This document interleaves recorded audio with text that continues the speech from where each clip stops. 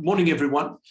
My name is Donald MacKay. I'm the CEO of MacKay International Trade Advisors.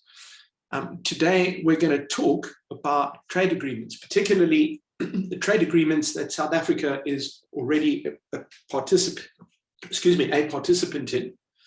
I'm joined today with Francois Fouche, a director at Growth Diagnostics, and a big thank you to Access Bank, who are sponsoring this webinar. They are the guys to talk to if you have any needs regarding trade finance or any other banking requirements. I'm going to hand over to Francois, who's going to start us off with a kind of a global overview on trade agreements and participation in those agreements before I move forward with the South African context. If you have any questions, please post them as a chat question or raise your hand. We'll answer questions at the end. We're not going to interrupt the presentation. But we'll answer all questions, as many as there are at the end of it, as many as we can, I guess. Francois, over to you. Thank you very much, Donald. I take it you can see my screen that I've shared. I'm going to the first slide. And thank you very much for having me this morning. It's wonderful to be with you. And I'm looking forward to the next hour or so. So I'm going to cover, it's not a lot of slides, it's just a little bit of background and introduction, and look at why we actually do have trade preferences in the world, why is it important, how to analyze these utilization rates, what drives these utilization rates, I guess, is probably more important, and sort of what lessons can we learn from the research that's been done by the WTO's Committee on Rules of Origin. I think if you look at free trade agreements, they've continued to expand in number and complexity, and preferential origin requirements have also, unfortunately, sort of multiplied and became more complex over time.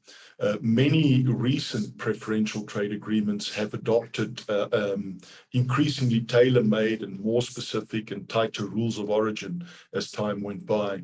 And I think the resulting complexity associated with these origin requirements have most definitely increased trading costs and may have diminished the appeal of some of these preferential agreements to traders. So monitoring, on the one hand, the utilization of the preferential agreements is very much of strategic interest to policymakers and also to the firms that actually trade. Calculating the utilization rates can certainly help with greater precision rules of origin requirements, that may be hindering trade. And then we look at the linkages between rules of origin and the utilization of preferences that have been at the center of the work of the WTO committee on the rules of origin over the past few years. And I'm going to share a couple of those. So what lessons can we in fact learn from their research over the last decade and a half or so? And remember that this goes back to 2005 when the WTO ministers provided, which was part of the Doha round back then, a commitment that all developed countries shall provide trade preferences on at least 97% of tariff lines to least developed countries. So today, in fact, 24 WTO members grant non-reciprocal, i.e. unilateral tariff preferences to least developed countries. And this covers the main markets for the LDCs, including the EU, China, US, and more.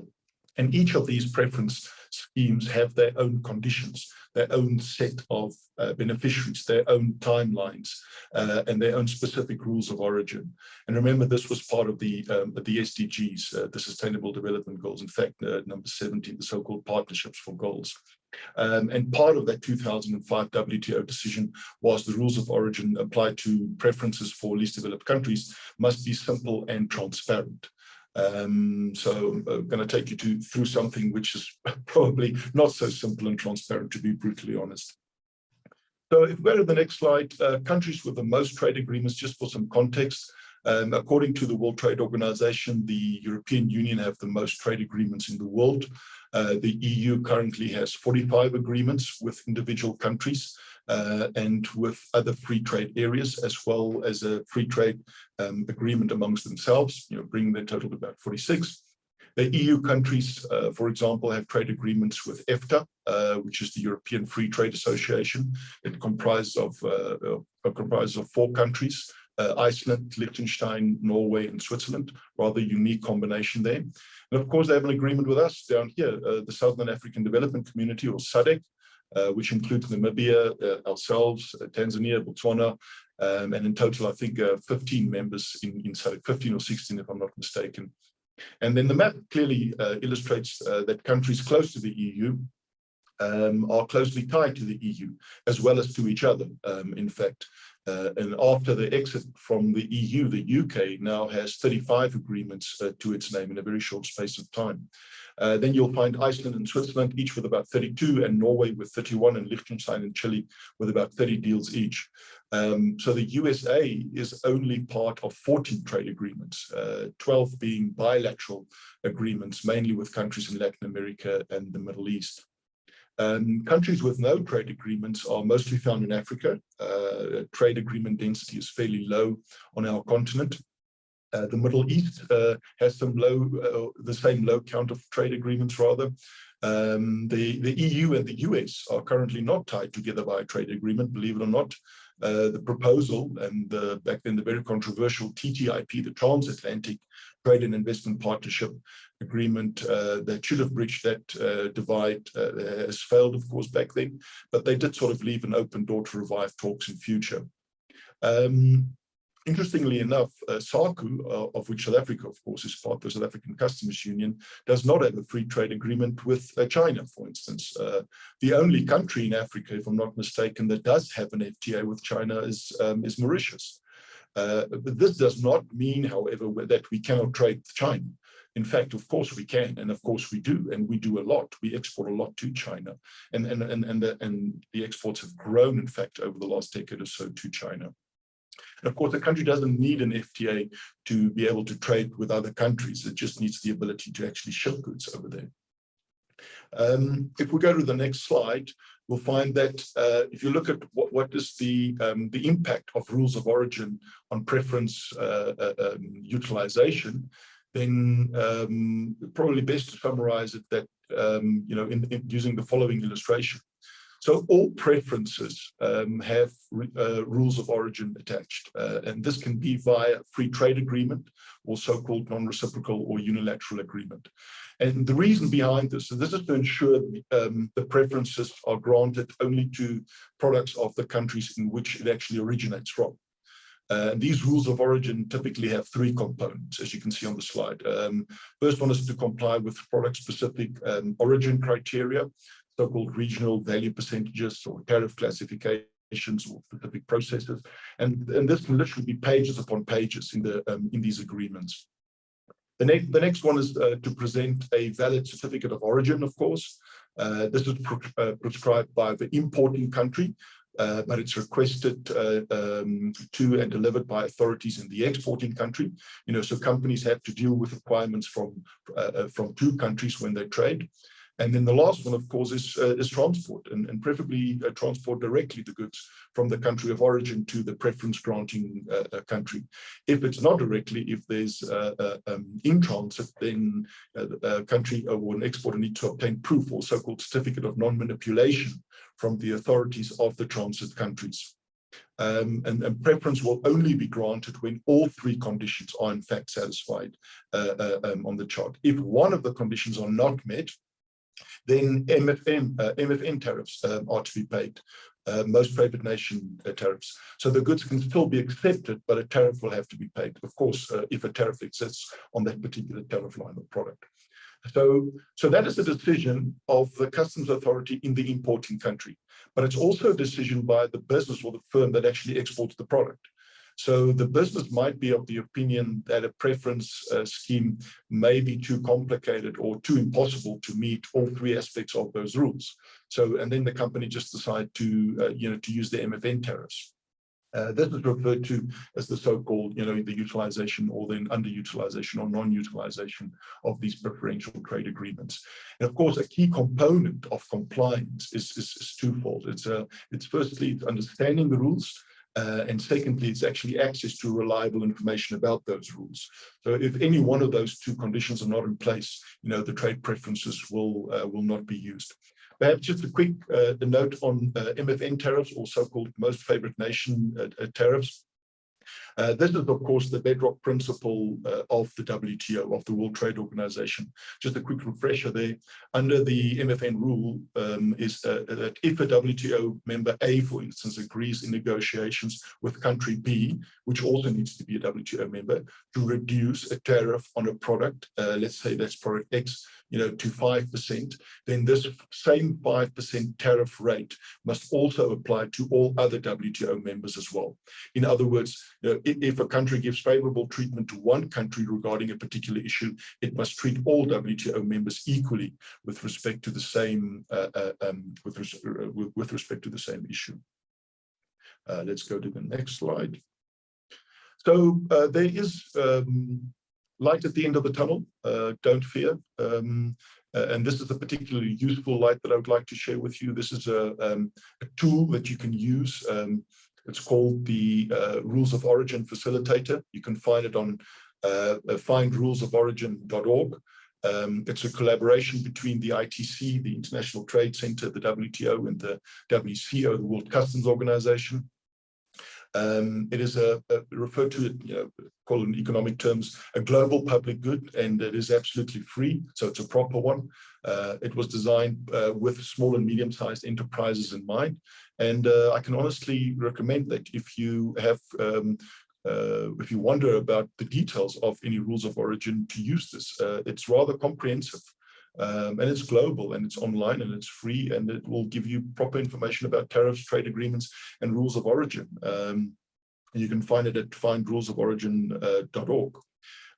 If we go to the next one, and we take a little bit of a deeper look into what the trade actually looks between LDCs and preference granting members, the 24 states in the world that actually have these arrangements in place. You can see from this chart that if you look at the example of Korea, South Korea, that is, the dark blue bar on the left would represent, that there's some trade between South Korea and least developed countries that are not covered by a preference. The red bar next to it is trade on products with an MFN rate of 0, so it doesn't matter. So these first two bars don't really concern us, since no preferential treatment is applicable. But the next one, the green bar, represents the trade in products with a preference, and the preference is being used. You can see the proportion there. And then the light bar on the right-hand side are products that receive other preferences due to other trade agreements, because believe it or not, trade between two countries can be subject not only to one agreement, but to more than one agreement. But the purple bar, this is really what interests us. This is the portion of trade that is eligible for preferences, but that is not being used. And for some reason, it's not being used. So if we look at the findings, from the WTO committee and how they've monitored the utilization rates of these preferences, what they found is that underutilization, or rather that there is underutilization of all least developed countries regarding preferences. And therefore, there is scope to improve the utilization rate of these preferences under most schemes. But not all least developed countries, however, have the same ability to utilize these free trade preferences. However, origin requirement, rules of origin, does not stand out, however, as a determinant factor in explaining variations of utilization rates, which is rather unfortunate, but rather interesting. So we need to look more closely into other matters, probably direct consignment or so-called transportation obligations. and the details related to certification, perhaps, and in both the importing country and the exporting country. There has been an improvement, however, of utilization rates over time in some LDCs. So there seems to be some evidence that there is learning by, or the so-called learning by doing effect that, that actually exists. We look at the next one, the preference or underutilization of schemes for LDCs. We'll find that this is for all LDCs as a whole for selected years. So the higher the bar, the greater underutilization. So underutilization is measured on the y-axis. The lower the bar, the better the ability to use trade preferences, since underutilization is low. So this is good. We want low bars. So for least developed countries exporting to Australia, to Canada, to the EU, to Japan, to Korea, and the USA, underutilization is high. Unfortunately, underutilization or utilization is high, apologies, underutilization is low. So this is a good thing. So this means the LDCs are benefiting. So for countries with high bars, the LDCs are not enjoying the benefits of lower import tariffs on their exports to those markets. Now, let's just quickly have a look here at the EU, at Norway, and at Switzerland. These three markets apply identical rules of origin because they've harmonized their general system of preferences, rules of origin, their GSP ROOs. They also apply identical consignment rules and certification rules, but the level of utilization is very different, as you can see from the chart. There must be something in the way consignment or certification rules are being implemented in practice, or something in the way that businesses are operating. It doesn't seem to be rules of origin related. And if we go to my last slide, we'll see utilization rates of trade preferences by LDCs, a slightly different selection. So in this chart, it's difficult to spot a trend among the least developed countries regarding underutilization rates. The lower the bar, the better utilization, again, same as the previous one. So some least developed countries have improved their ability to utilize these trade preferences, but some did not. And all others have annual variations in their utilization. A small number of these least developed countries have in fact improved their ability to use these preferences, and those are the blue bars on the right-hand side. But maybe trade policies have changed in those countries. Maybe it's the business environment that have improved. We don't know just from this data set. In other least developed countries, underutilization rates have increased, and those are the red bars. Just an interesting observation before I conclude here is that the research they did on landlocked countries versus countries with sea access, least developed countries, quite rather fascinating. There's a marked difference between utilization rates between landlocked and sea access least developed countries. The landlocked LDCs do find it much harder to utilize trade preferences, and the trend is intensifying. This could be related to the difficulty, as I've mentioned, in complying with direct consignment obligations. But I think if we have to sort of wrap all this up and put it on a pipe and smoke it, to conclude, the utilization rate of trade preferences varies greatly from one least developed country to another. Utilization can certainly improve in all schemes, but underutilization is more acute, in some cases than others. At the aggregate level, I think we can say that there is no apparent connection between the origin criteria and the levels of underutilization. And if we look at the period over which this research was done, from 2015 to 2019, there were no major reforms in rules of origin. So it is not possible to identify the impact of these changes to product-specific rules of origin that might have, that might have had.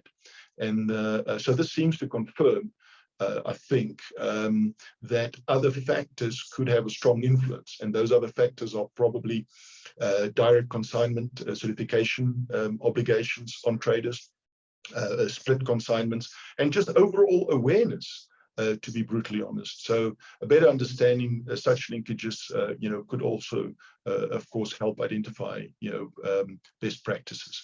So, Donald, I wanted to just provide some background, to this. That is me, and I'm going to stop here, and then you can take it from here. Let me stop sharing my screen, and then you can start sharing yours. All right, thank you, Francois.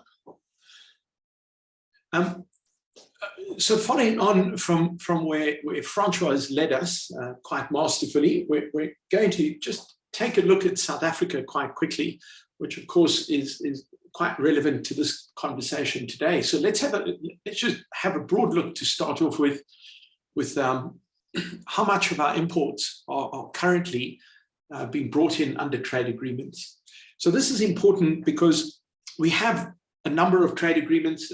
We're not spending time today looking at the Continental Agreement, which has been negotiated for Africa, because that isn't yet in place. So there's no data and no trade under that agreement. We're not looking at AGOA, which we touched on last time, the US piece of legislation. So this is purely the agreements we have in place at the moment. And what we find, if you look at the green bar, this is our trade that is outside of a trade agreement, and then the colored bars on top stack up for the balance of our trade, which is going through a trade agreement region. So if we look at that just normalized to 100%, what you'll find is that really our trade under agreement or not under agreement has roughly been consistent since 2010. This tells a very important story. Without getting into the individual countries and the individual products, it's telling us that our utilization rates are essentially unchanged from 2010 to 2021. So over those 12 years, our utilization rates have not materially altered. And that says the agreements are not accomplishing the goal they should. So part of the purpose of a trade agreement is you say, I want to export more of my stuff. Whatever stuff it is that you're manufacturing. In turn, I'm going to give you concessions on some of your stuff into my market. So you get a preference into the region that you want to export more to. You allow some stuff in. But another way to look at it also is South Africa can only competitively produce certain goods. And we really want to focus our attention on producing more of the things we are most competitive at, and rather buying in the products that we're less competitive at producing. And so trade agreements allow you to better leverage those opportunities. Our current view on localization, in fact, makes that quite practically difficult to do, because the view within government right now is quite strongly focused on trying to make everything locally. And although that may feel like a good idea, it's not practically an achievable goal. And my take on this is that trade agreements could provide us with a competitive edge that we're really not spending enough time looking at. But let's first get through some more of the data. Then towards the end, we're going to talk about what can be done by folk like yourselves at this webinar and others to better utilize these opportunities. So having a look quickly at imports that are with or without a duty preference. Here we look at the EPA. This is an economic partnership agreement with the EU. This agreement has been in place in one form or another since 2000. It got updated from the TDCA to the EPA in October 2016, but we've had an agreement with the EU for a long time.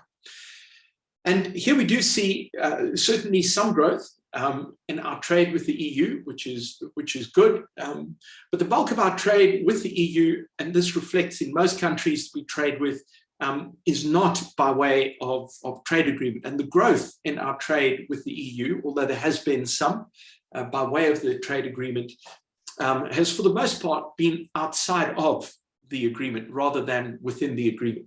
And there's nothing wrong with that. We're not saying you should not trade products that you don't have a preference on. But given that the majority of the tariff book at this point is at a preference with the EU, one would expect that duty preference to have had a greater impact. But let's quickly have a look at what it is we trade with Europe. The bulk of what we trade is cars and automotive products in one form or another, and then booze. That's what we import out of Europe in significant volume.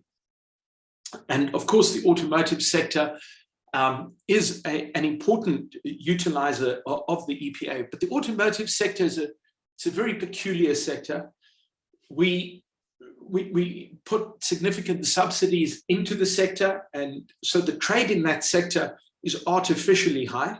That's not to say it's a good or a bad thing, but just factually that we trade more, both imports and exports of cars, because of government's ongoing subsidization of the sector. If you took that away, the picture would look quite different. But here we go. So the automotive sector does tend to dominate here. If we look at SADC, though, so SADC's a really important agreement because in some ways it's a bellwether of what is to come under the Continental Agreement.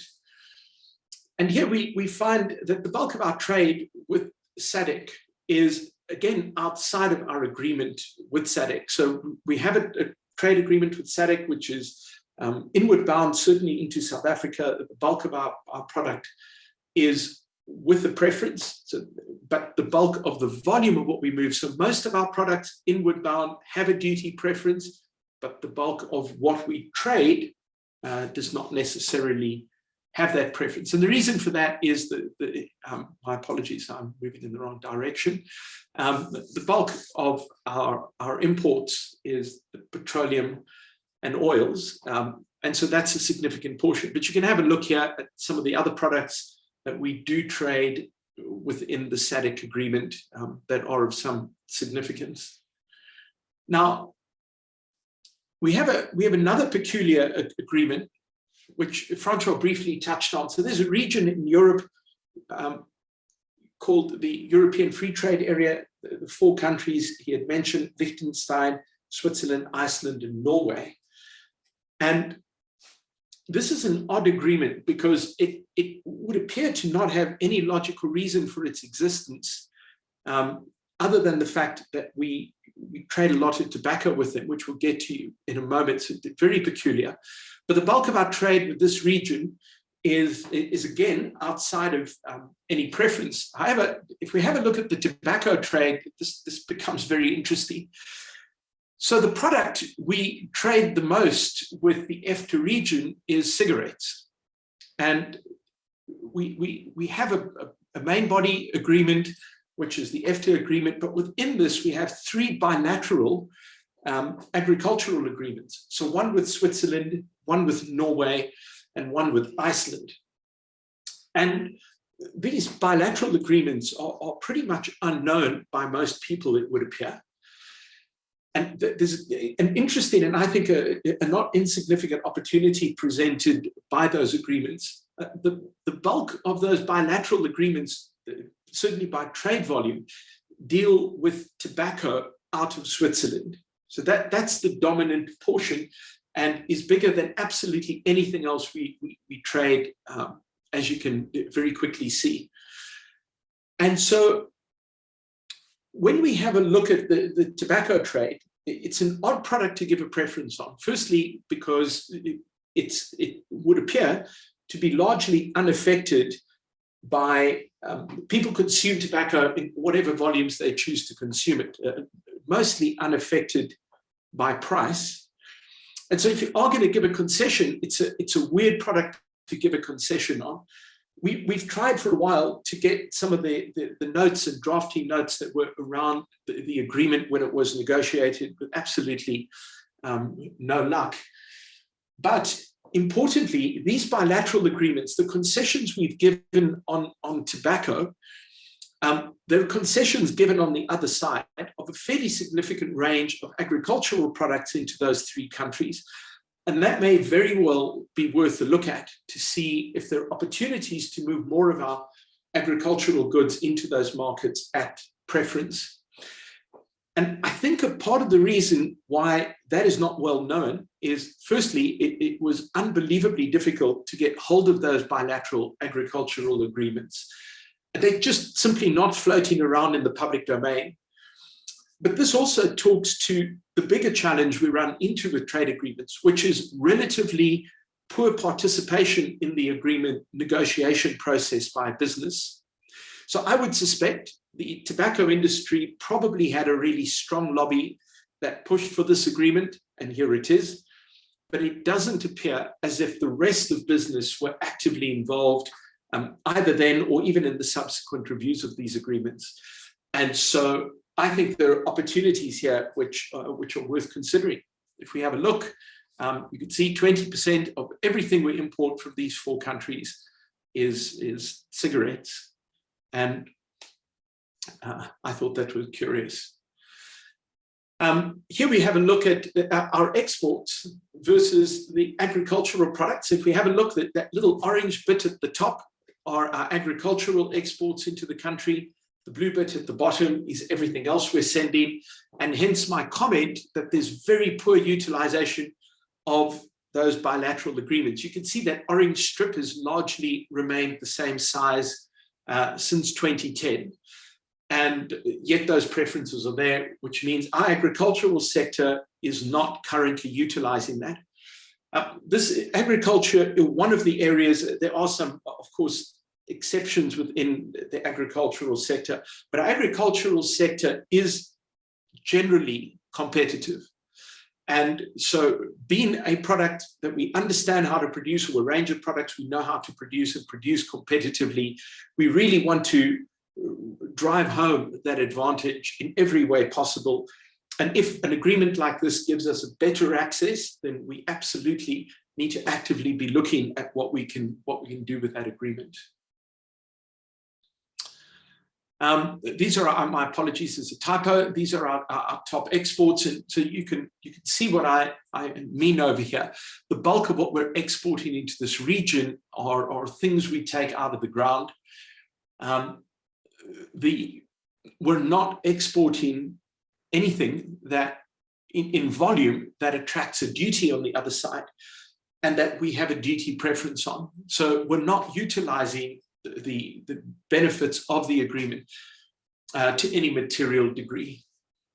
As I've noted, the bulk of the product we trade with this region is tobacco. We have another agreement with the Mercosur group of countries in South America. And again, you see the same pattern. The blue bit on top being the portion of trade that we have a preference on, and the green bit, the portion we don't. So this, unlike the other agreements, is not a free trade agreement. What that means is a free trade agreement would typically cover over 90% of your trade. This particular agreement is a preferential trade agreement and only covers 1,000 tariff codes in each direction. So 1,000 tariff codes that we get preference for when we export, and 1,000 we get preference for when we import. Brazil has been wanting, or certainly taking the lead in the Mercosur group, to want to reopen these conversations, to say, let's broaden the Mercosur agreement, both outward bound into Brazil, as well as inward bound out of the Mercosur region. My apologies, not outward bound into Brazil, outward bound into the Mercosur region. But there's been quite strong resistance to the idea of opening this up again and expanding the scope of what this agreement covers. But we shouldn't forget just how big some of those markets are. There may very well be opportunities, even within this agreement, that we're not using well. The top product we import is an interesting product out of Mercosur. So this is a soya oil cake, which is a raw material used in the manufacture predominantly of animal feed. And this is an important component for sectors like our chicken industry, for example. Pork, most animal feed contains some measure of soya, and this is a highly concentrated form of it that is used in animal feed. So here is something that is actively being used to improve the competitiveness of other sectors that are downstream. So the bulk of our trade with Mercosur at the moment is in fact the soy. And again, here we see what our trade under the Mercosur agreement outward bound looks like. And you can see the green bit is certainly a little bit larger, but with great potential to still grow, I believe. And the top exports we send to the Mercosur region, insecticides, and you can go down the list here. So some of those do in fact attract a duty when they land in Mercosur. So certainly we are utilizing the agreement better than many of the others, and that's evidenced by the size, the relative size of the green bar versus the blue. And bear in mind, we only have 1,000 tariff codes that are covered for our exports, versus roughly 7,500 that make up the tariff book. So our utilization here is surprisingly better than we would expect. However, this agreement does tell us an interesting story. So this agreement was signed off in 2005, which means all of the parties to the agreement had signed it off, and we took 11 years to implement that agreement. We're not entirely sure what caused the delay, but we have lost in that period 11 years of trade under this agreement, which we could have had and simply didn't have. In that period, there was just almost nothing happening. Nobody was going, my goodness, we need to hurry up, please get this thing signed off. There was just deadly silence. And then in April 2016, it got implemented. And in part, I think this is because so few people knew this agreement had been negotiated or was being negotiated when it was still live, and so didn't expect it until after it had been implemented. Again, talking to the importance of participation and the dilemma we have, the very poor levels of participation by business in trade agreement negotiations. And we think if this improves, just the whole quality of these trade agreements will begin looking better than they are at the moment, and they'll begin yielding a larger economic benefit. So if we quickly have a look, how much of our exports are made by way of trade agreements. We looked at the imports a little bit earlier, but you can have a look. Perhaps the next chart shows this even better. Again, the green part of the bar has largely remained consistent, which means that, of course, this may vary by individual product, but at the aggregate level, we're not doing a whole lot with the preferences that we have under all of these agreements. And so question number one is, why don't we see better utilization of trade agreements? And a part of it is that I'm not sure they're always negotiated for economic purposes, and very often are quite poorly negotiated. So when we started with our democracy through the late 90s and early 2000s, there seemed to have just been it was fashionable to have trade agreements. In South Africa, I think quite recklessly just entered into some agreements without thinking it through well. And then we had a change of heart, and we said, no, we don't want to do any of that anymore. And we kind of got stuck, and agreements stopped coming through for quite a while. If we have a look at the African agreement, we're talking about the political importance of this agreement, but there's very little evidence of the important components to make the agreement work actually being addressed properly. So in part, we think that the challenge is that because there's not a strong connection between the negotiation, when it's implemented, there tends to be relatively poor utilization. What we do find is companies who are actively involved in the negotiation, so putting forward positions, are far more likely to utilize the agreement because, of course, they're aware of why this is important. That doesn't necessarily mean that the agreements will always be finalized on time and quickly, but utilization rates are typically higher with the people that were at the table, which, of course, makes perfect sense. From government side, there's also a challenge, though. So when the agreement has been signed off and implemented, largely it's put on the shelf to gather dust with a whole lot of other documents. This, too, is not a uniquely South African problem. I was in Europe about 6 weeks ago, and I spent quite a lot of time with two people who both had been trade negotiators for the EU. And they experienced a version of this in Europe as well. So they felt that utilization rates were poor, that government, after negotiating, did very little to connect companies to the benefits of the agreement. And in their case, which is the same as in South Africa, the negotiations are done by one group of people, and the promotion of trade is done by completely different people.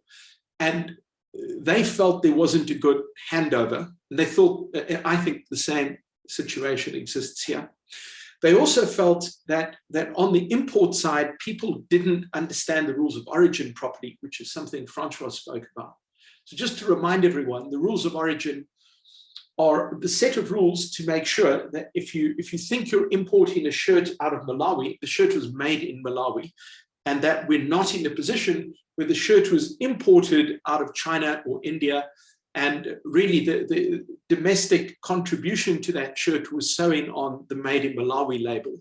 So the rules of origin are important and relatively poorly understood. That might be a barrier to utilization as well. And I think finally, just on the export side, if I had to characterize the profile of our exports, we mainly export things that we mine. So platinum is our largest export, but minerals dominate our exports. In almost no country do minerals attract a duty, and so they're irrelevant to a trade agreement. Then we have cars and automotive things that we make here. Those do benefit from a trade agreement, and the auto industry is good at utilizing it. But it's an unusual industry because we pretty much don't subsidize any other sector, certainly nothing comparable to that. And then some agricultural products. And of course, the favorite example is the citrus industry, but there are other sectors which are indeed competitive. And sectors like citrus do benefit from our trade agreements, but of course, there are many more that are not even being looked at. And then that kind of encapsulates most of our export trade, and everything else is on the margins after those three big categories. And it shouldn't be. There are many other products, and again, back to agriculture, for example, where I think the opportunities are material and could certainly do with a closer look at these agreements. So what should we do, having learned all of this? Well, the African Continental Agreement is currently being negotiated, and you should get yourself involved. That's important. Usually participation is not going to be allowed directly, and the participation is typically by sector, but it is important to not only just give contributions, but remain aware of what is going on there, so that when this agreement is finally implemented in the normal sense of the word, you're in a position to utilize the benefits that flow out of the agreement. Work with experts like ourselves to find opportunities in the agreements which are already in place. Like I mentioned, we have agreements that some people don't even know about and are poorly advertised. Let's have a look at those and see what can be done. I do think the agricultural sector has done well, but I think there's a lot more opportunity in agriculture around trade agreements and exports. And I think that sector particularly should have a close look at what is available. Not just primary agriculture, but I extend this into agro-processing and products made with agricultural goods, because we just do have a competitive advantage in many of those sectors. And get yourself some training on trade agreements.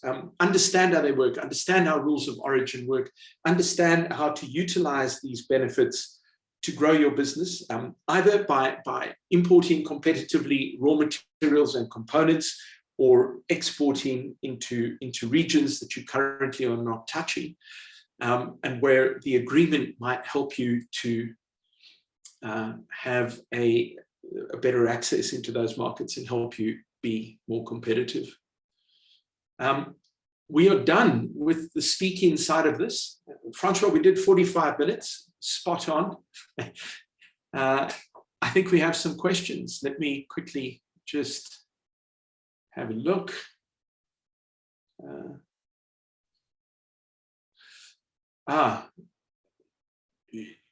I think that is Charnay. Let's hope I don't pronounce that name wrong. What do the agricultural exports into the EFTA region include? Are they agro-processed goods or fresh? They are both. And there are pages and pages of items that benefit. It's not a single item. There's a whole lot of items, and yeah, they cover both. Andrew Saint, you're in the home appliance industry. I have a question about country of origin discussed earlier. If we have a supplier in South Africa who's importing CKD components and assembling in SA, and then selling to us, are we able to put made in RSA when exporting? So Andrew, that depends. We would have to have a look at the specific product and the trade agreement you're dealing with. But the rules of origin include a concept called accumulation, which is how much value you need to add in order to alter the origin of the country. And I'm actually not sure on your particular products what it would be. And we'd also have to look at what the agreement is. But in principle, if you're adding sufficient value, and the rule of thumb, which you should only apply conceptually and never just in reality, is you normally need to add a minimum of 25% to whatever the cost of the imported goods are. Or another good way to look at it is, do you add enough value so that the tariff code changes? Those are two kind of rules of thumb, but you still want to check the specific rules for the agreement and the product. But if the tariff code changes, then usually that would be considered enough value. Michael, there we go. Thank you for your offer. Bruce, the convener of the team at LEDAC that engages government around trade agreement development and implementation. We are happy at BUSA to include sector interests in the engagements with government and labor. That's exactly what I was talking about. Donald, there's a question from Mitchell Mvalu asking about what trade agreements do we have with Pakistan and Vietnam regarding cement as we manufacture locally? And you put a blog post out earlier this week about new duties on cement coming from Pakistan into South Africa. Is that not true? Yes, so that is true. So let me answer the first question first. We don't have a trade agreement with either Pakistan and Vietnam, and there's none under negotiation or even on the list to be negotiated. So that isn't there. Pakistan has just had anti-dumping duties imposed. I cannot say with any certainty if the cement industry has brought an anti-dumping case against Vietnam, but I had heard rumors that that was on the boil. But no, there are no duty preferences for either trade with either country, and I don't believe there would be. MacKay asks, how can one access to the list of preference items per trade agreement? I would say the good folk at the Department of Trade, Industry and Competition should be able to give that to you, but I'm also guessing that may prove to take a while. So if you drop me an email or one of us on this call, you tell us which agreements you're interested in, we'd be happy to help you. These are not meant to be a secret, and so we'll happily share them. Laura, from the stainless steel industry, do you hold any knowledge of the negotiations of the EPA agreement that took place at the end of 2021? Yes, so that was the revision of that agreement. We're waiting at the moment for finalization. I don't have anything I can give you right now, but that should be published imminently. In fact, not sure why it hasn't been. That's a good question. I don't have an answer, Laura, but that is something we can find out quite quickly. So I'm just going to ask Annika on the call from XA side if you could just make a note that we revisit that and we get back. When we circulate the recording of this to everyone who attended, Laura, we'll pop a note in with an update on that. I apologize, I don't have anything more at the moment.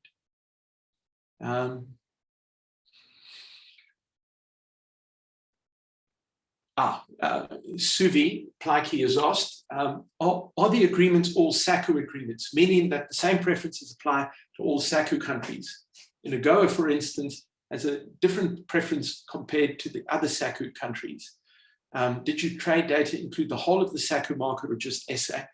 All right, so Suvi, our data was focused today purely on South Africa. After the EPA was updated from the TDCA, which was the Trade Development and Cooperation Agreement with Europe, all of our agreements are now SACU agreements. However, not all preferences are the same between all of the SACU states. So AGOA, for example, as you've pointed out, doesn't treat SACU as a group. And in other agreements, for example, our agreement with SADC, the agreement is not consistent between all of the countries in SACU. South Africa is treated differently.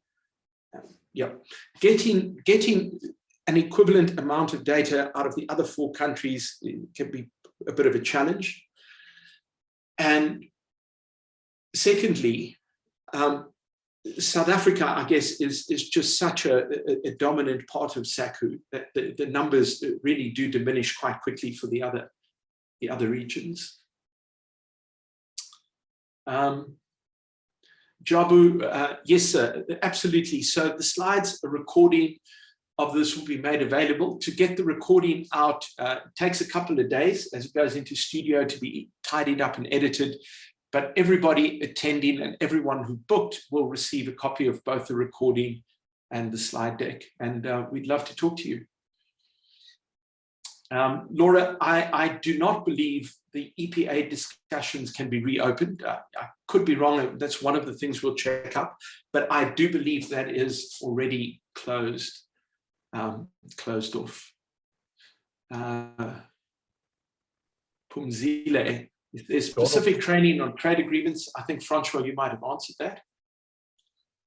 Yeah, but there's I'm so delighted. I see Anton is on the call, and Anton has just responded with some details. I know Anton is in the thick of things at the moment with the Continental Trade Agreement and negotiations, doing quite a lot of work behind the scenes. If I can just quickly go through Anton's comments, because I think they are extremely relevant. And thank you, Anton.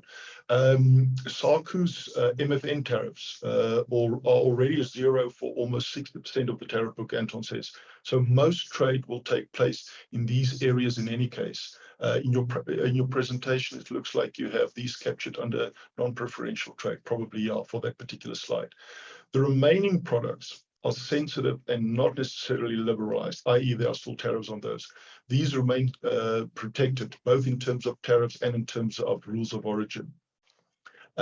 Many times there is a lack of complementarity in our trade agreements, especially in Africa, yes, Anton means. For instance, with Mercosur, we both want to export the same things and we both want to protect the same things, which makes negotiations tough.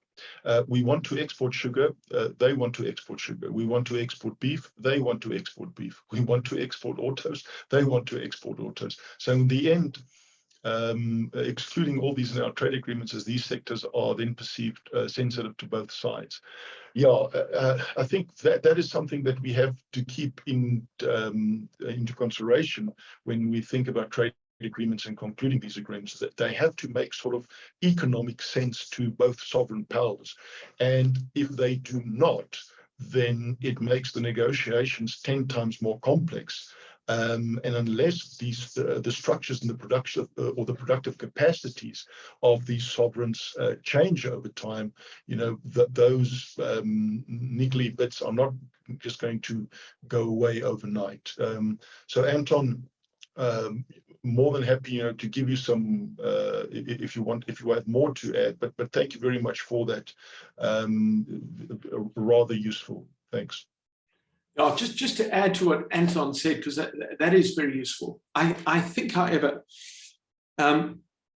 not actually disagree, but maybe just a complementary view, where the world is becoming closed at the moment. So, just on average, duties are moving up, non-tariff barriers are increasing. A lot of this seems to have started when Trump kind of said, this is how we will now do things, and everyone else has jumped on board. So there's certainly an element of we're protecting globally more, and so opening up is increasingly a problem. In one of the prior webinars we gave, there was an interesting correlation that had developed with the number of protective actions versus the amount of global trade that the WTO was reporting. So trade remedies, anti-dumping, safeguard, countervailing actions were increasing while the amount of trade was falling globally. That's a very, very unusual pattern to occur. Normally, you would see increases in protection as the amount of trade goes up, not the other way.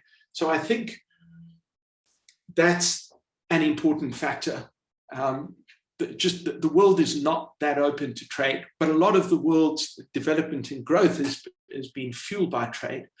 And so I do think we're in an interesting time at the moment, where globally, South Africa is not really that much of an anomaly.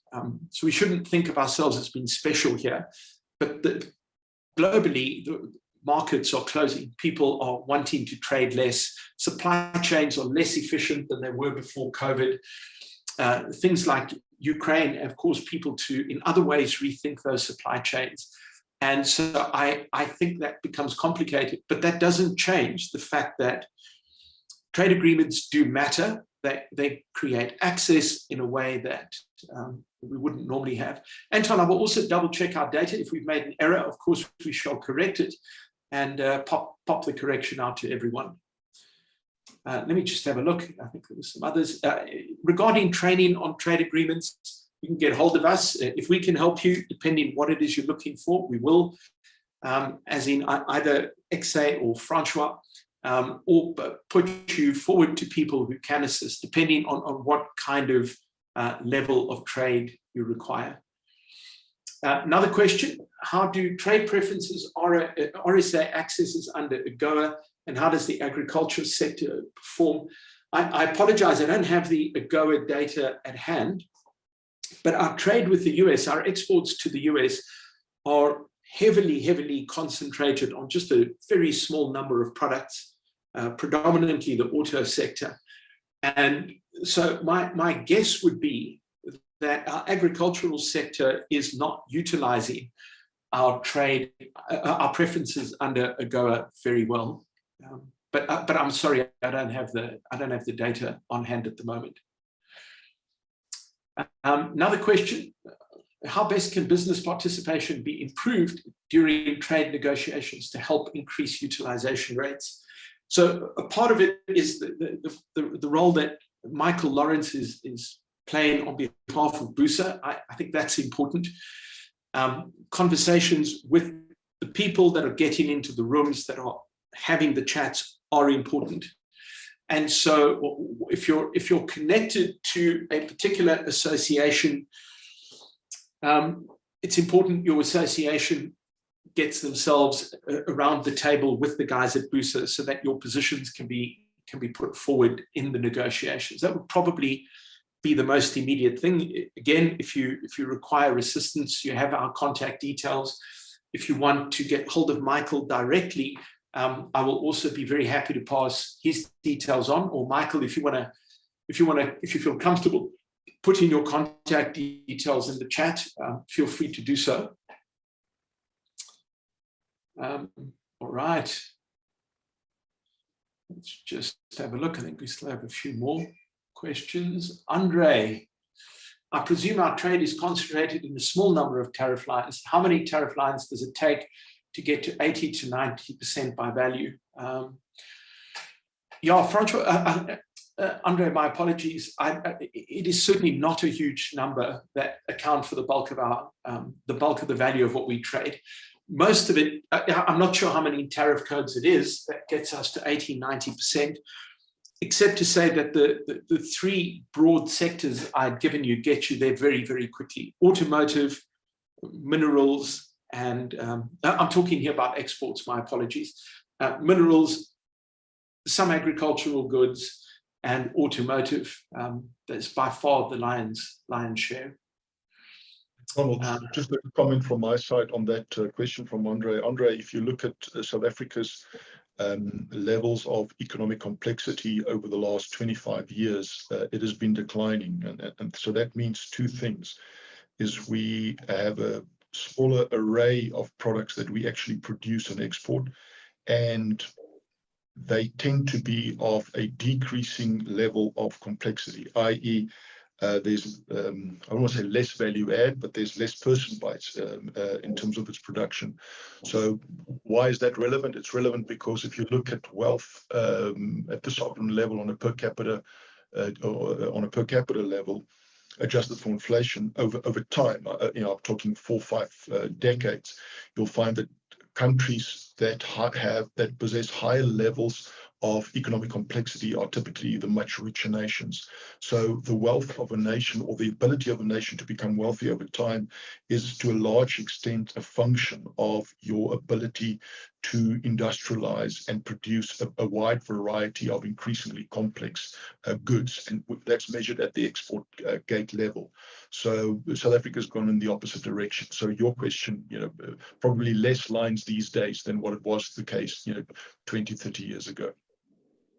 Yeah, absolutely. So, I mean, it's not going to be a shock to anyone on today's call that South Africa has been deindustrializing at an absolutely terrifying rate, and that, of course, is a problem. What Francois speaks of is also not particularly surprising, but to get to that complexity requires a whole lot of other components in an economy that work well, like a functioning educational system that educates a broad number of people to a high standard, the ability to protect and enforce the law, to protect citizens, etc. These are all of the things that create the components to a thriving economy. So, yeah, I mean, trade is a part of that.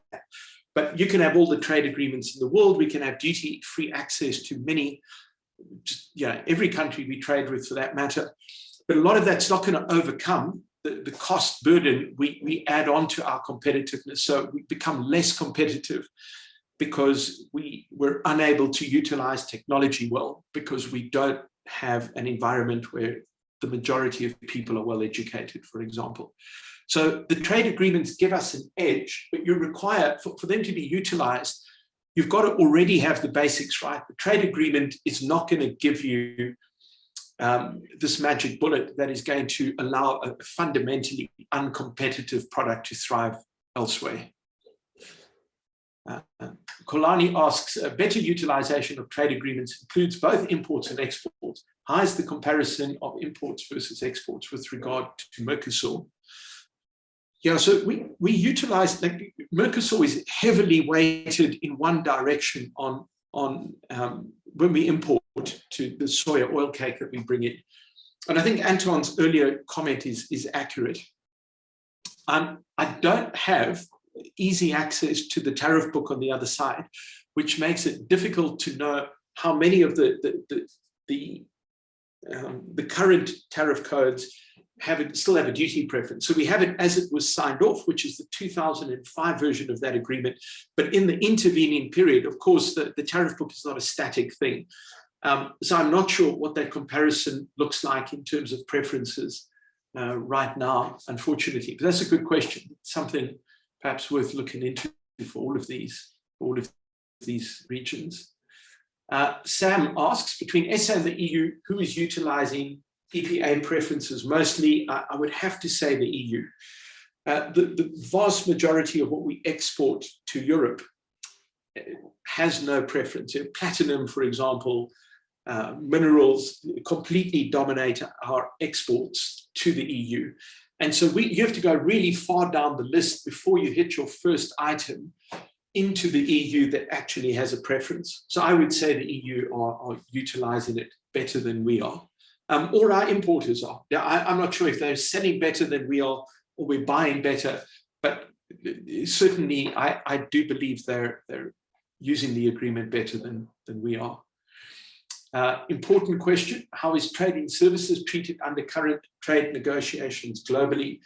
I would suggest you have a look at our first webinar in this series, which dealt specifically with trading services. And if you're struggling to find that, let us know. We'll put out a link for that as well. But trading services is becoming increasingly important, but I think, and maybe Francois, I should ask your view on this as well, but it's a considerably more difficult area to deal with, both in negotiations and in reality. So, Francois, what's your comments? Just a quick comment on that. I would also recommend go and listen to the first webinar. It's recorded. It's on YouTube, so you can just search for it. You'll be able to watch it.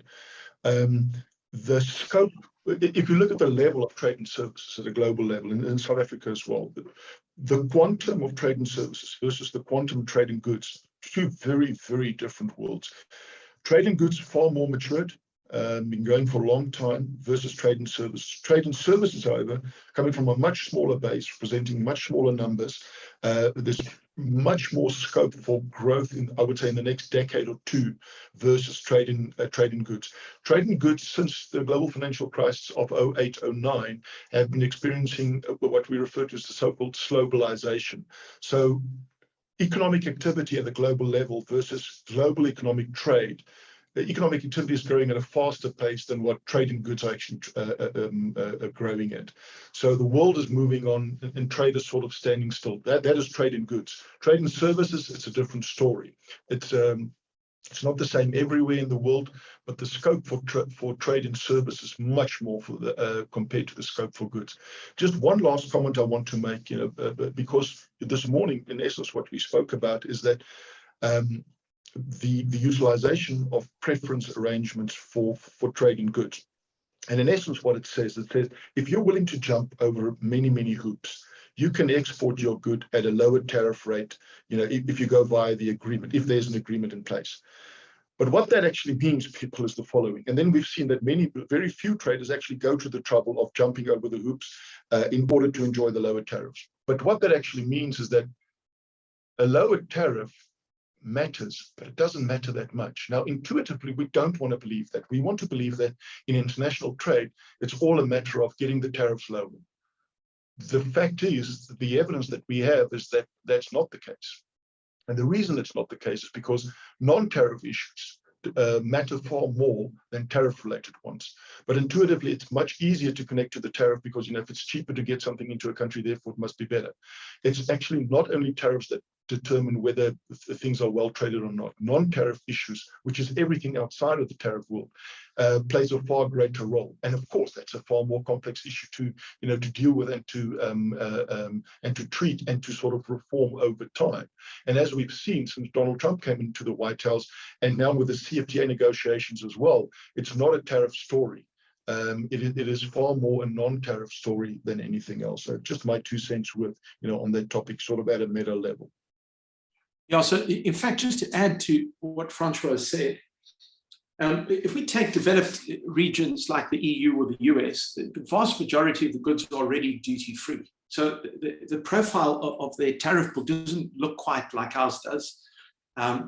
So for many items, you already have access, whether there's a trade agreement or not. I agree with Francois that the non-tariff barriers are typically a far bigger challenge than the tariff barriers, and also considerably more difficult to overcome. Some of them are just not as apparent. So we see this in many different regions. You see all kinds of weird permitting systems, quota systems, and sometimes just some guy at the border post expecting a cash payment, roads that don't work properly in the African context, or even the sort of world's largest non-tariff barrier at the moment, which is supply chains that haven't readjusted at all, physical supply chains that haven't readjusted to how the world currently trades. And so consequently, massive increases in the cost of physically moving goods around the world, which are out of all proportion to any kind of duty that you would have in place. So absolutely, those factors are important. Last question from Sam. Have you compared the level of preferential duty with MFN? Yes, we did, Sam. I'm going to double check what Anton had pointed out, and if there's a correction to be made, that we shall make it and put out the corrected version. But yes, we did a comparison between MFN and the preferential duty in each region. Any other questions? All right, for those who clearly have nothing at all to do today and that stuck it all the way out to 12 minutes past 11, we thank you very much. If you've got any questions around trade agreements or anything else related to global trade, be sure to get hold of us. And if you've got anything related to banking or trade finance, get hold of Access Bank. Thank you very much.